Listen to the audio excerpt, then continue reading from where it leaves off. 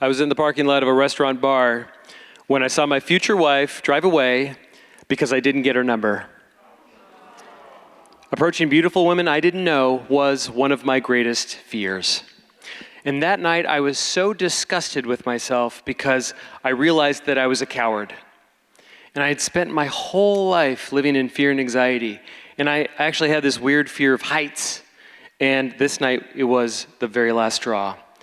You know, I had dreams that I wanted to be a filmmaker. I wanted to speak on stage and give seminars. You know, I wanted to live a great story, but I was so scared because I thought people would reject me, so I didn't even try. And I have experienced the pain of breakups. I've experienced the pain of my friends and family dying, just like you. But there's nothing in the world that compares to the pain of regret. And that night I was journaling and I was saying, I am going to conquer my greatest fears or I will die trying. This summer. And I Googled, how do you overcome fear? And that's when I saw it. Rats. I read about this really cool rat experiment where they exposed these rats over and over and over again to these loud sounds and it scared them. But with every application, it went lower and lower and lower and lower until it was gone. And I thought to myself, I said, that is what I'm going to do for me. I'm going to expose myself to my greatest fears over and over and over again until they are gone. And I am going to document the entire process. It was really exciting. And just to give you an idea, I first started with my physical fear of heights. And just to share with you, I was in the Space Needle one time, and I was so scared that I almost literally blacked out, and I had to take the elevator down and lay in the grass. So I found the highest bridge in North America to bungee jump. Yeah. Woo! Oh, my heart was racing. My heart was racing, and I said, okay, I'm gonna do it. And I jumped off and I screamed. And just to make sure, I threw myself off that bridge 19 more times. My fear went from 98% to 25%. The fear of heights was conquered.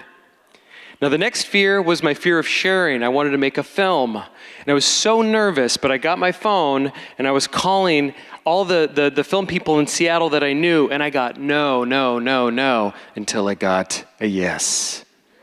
That summer, I directed 3 films. Yeah.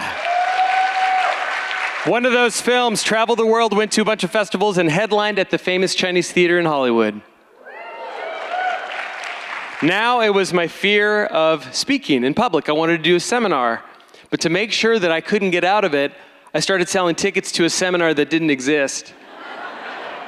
And I was like, I don't know how to speak.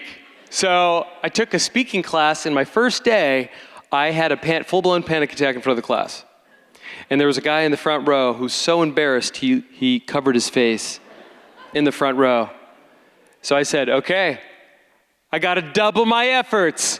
I got a second class. I spoke in libraries, cafes. I spoke in people's living rooms. I spoke at retirement communities, anywhere I could. And this is me speaking on stage in my seminar. And I felt so alive, more alive than I've ever felt in my life. My fear of speaking was gone. Now here's my biggest fear. My fear of approaching beautiful women I didn't know.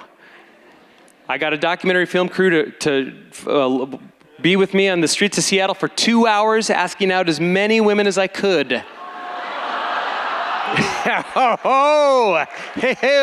It was horrible. I felt like ripping the skin off of my body. But it was funny, and within 2 hours, a phobia I had for my whole life was gone. Now here's the funny part. I robbed myself of my joy, of my peace, of confidence, because I was avoiding a few moments of discomfort. There's something inside of you that wants to come alive through you, and it will only come alive if you face your greatest fears. Now listen to me.